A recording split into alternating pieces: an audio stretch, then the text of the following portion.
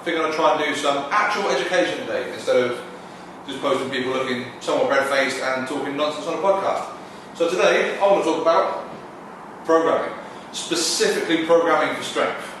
Now, programming is not difficult, but it's very easy to overcomplicate. So I want to try and eliminate some of the complications, simplify as much as possible, because obviously everybody's going to be returning to the gym. There's programming you can do for yourself, hire a coach, whatever maybe, but this is the real 101 nuts and bolts of how to program for strength training.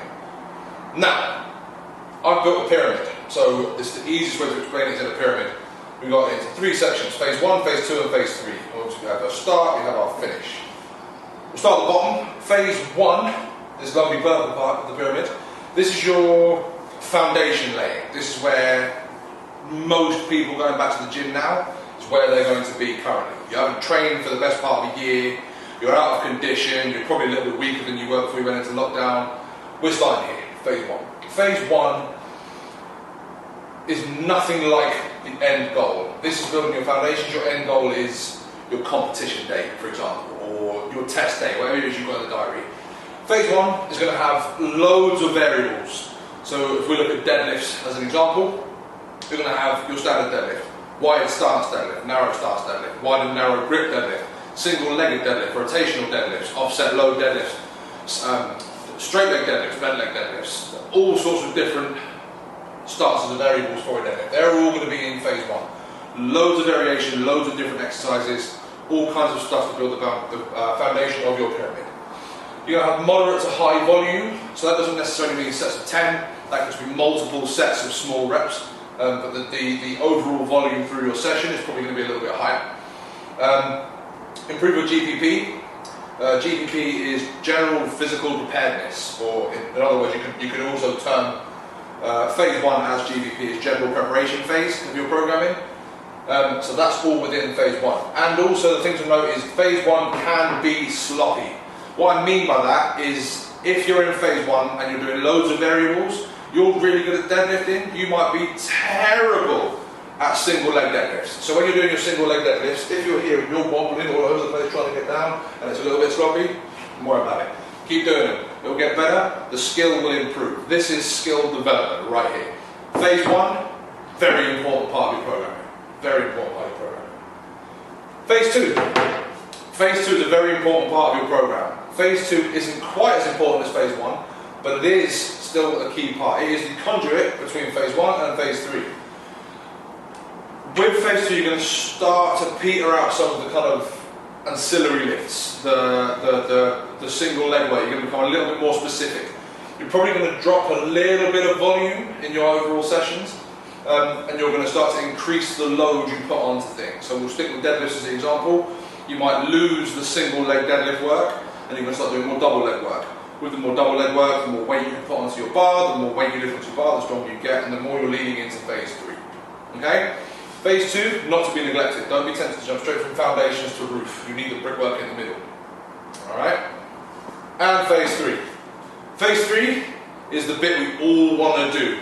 It's the bit we've been earning the right to get to. We've gone from phase 1, we've gone through all of our nastiness, all of our higher volume ancillary work, all the accessory lifts, all the skill development work, and we are there. We are in touching distance of a competition or a test day. Phase 3 is very specific to task. If you're doing deadlifts in your competition, you are doing deadlifts. If we stick with powerlifting, deadlifts, you're doing squat, and you're doing bench press. You will be doing squat, bench, deadlift in competition style. If you're a sumo lifter, you'll be doing loads of sumo lifts. If you're a high bar squatter, you'll be doing loads of high bar squats. You'll lose the variables and you'll be very specific. You'll be doing low volume and heavy weights. This is typically weeks before an event. Now, on that, it's important to notice that from here to here is an unspecified time frame. This could be 6 weeks, this could be 6 months, this could be a year, this could be a full 4-year Olympic cycle. We don't know, it's completely dependent on the individual.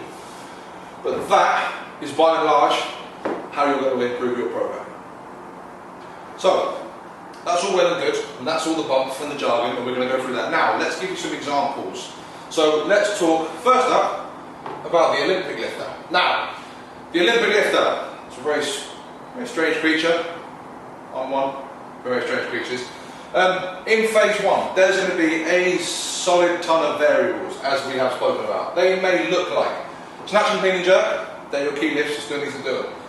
Power snatches and muscle snatches, power cleans and muscle cleans, not catching full depth, working on sort of getting the bar a little higher, a little more power from the floor, that kind of thing. Complexes, clean front squat jerk, for example, snatch, overhead squat, snatch balance, little complexes like that. Push presses, snatch balances, front squats, overhead squats, all these different variables of exercises, loads of different things to hit the base of your pyramid, loads of rubble in your foundations. That's that. You're then going to work your way up through phase two, slowly dwindling out some of these. Through phase two, you might get rid of some of the complex work, for example. You might get rid of some of the sort of overhead squat work, the positioning, the sort of the skill development, weaker lifts, for example. You might start bombing those up a little bit, so you work up through phase two. When you get to phase three, you are pretty well just doing clean and jerk and snatch. That's kind of it. The closer you get to your competition, that's about all you're going to be doing. There might be some squats in there might be some kind of pulls from the floor. There might just be working on some bits that you're not so good at, like the weaker elements of your lift, but for the most part, you're going to be snatching, you're going to be clean and jerking. That's it. Now, let's look at powerlifters. Powerlifters have their three main lifts: your squat, your bench, your deadlift. They're your main competition lifts. So, phase one, we're going to do narrow grip bench press, wide grip bench press, dumbbell press, bent over rows, pendlay rows, dumbbell rows, single arm rows, seated press, standing overhead press, push press. All of those kind of ancillary exercises that are going to help you bench press. You're going to have low or high bar squat. If you are a low bar squatter in competition, you're going to do some more high bar squat, front squats, that kind of thing, zerker squats, anything like that. Some carries maybe. You'll have RDLs, you'll have good mornings, all of those other sorts of bits and pieces that chunk skill into the movements. Big accessories, loads of variety, loads of variables. You try and move your way up through skill sets number two, where you start taking off some of the superfluous exercises, and phase three, you have squat, bench, and deadlift. And finally, let's look at your strongman. So, for a strongman competitor, obviously with Olympic lifting and powerlifting, they're very set skills that you require. Olympic lifting, snatch, clean and jerk, powerlifting, squat, bench, deadlift. With strongman, you kind of don't know what you're going to need. The idea is you need to just be strong all around. So it's a little hard to program for in that respect. So you kind of got to just hit everything you can. So in phase one, you're going to be doing your standard lifts as well as the kind of ancillary stuff with it. So you still got your deadlifts, your squats, carries, pushes, pulls, medley work, so sort of conditioning. Difference being is going to be the equipment you use. So for a deadlift, rather than a standard barbell, you might do actual deadlifts, you might do log deadlifts. For a squat, it might be an actual or a safety bar squat, something like that. Carries, you have farmers, stones, shields, any of those kind of things. So sandbags, there's any number of things you can use. So the equipment is going to become vast. The things you're going to use to train with are going to become a lot more varied, should we say. So those are your main things, and then it's the equipment you use. As you trundle up through phase two, you might have a competition in mind or a test event or something like that you want to hit. You trundle up through phase two, you start losing some of the other equipment. So if you know in a competition you've got axle deadlift for reps, you'll start maybe taking out the barbell deadlifts and you'll start just focusing more on the axle, that sort of thing.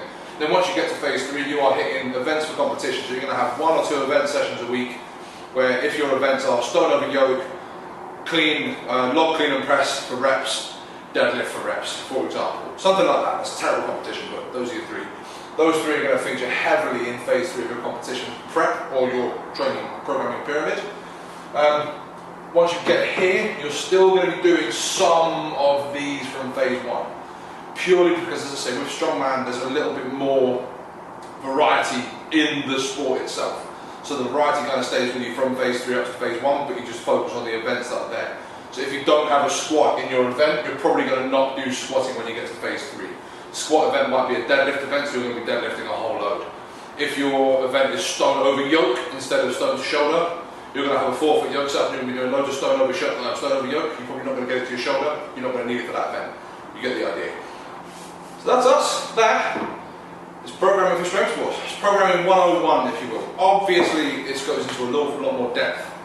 This is very broad strokes. This is very beginning. If you're getting back into the gym and you're trying to do your own programming or whatever it is you may be trying to do, this is not a bad template to use to sort of work out your own programming. If you're still unsure, hire a coach, find someone that knows what they're doing, find someone that does this, be that online or in person at your local gym, wherever that may be, and they should be able to give you some kind of rundown of their plan for your programming or your training, and it should look a little something like this. We can do more in-depth videos at another time. We can work more on kind of specificity. We can really delve into each of these phases as we go along. We can do more videos on that later on. But for now, that's your programming. Enjoy your gym when they get back open again. Go get strong.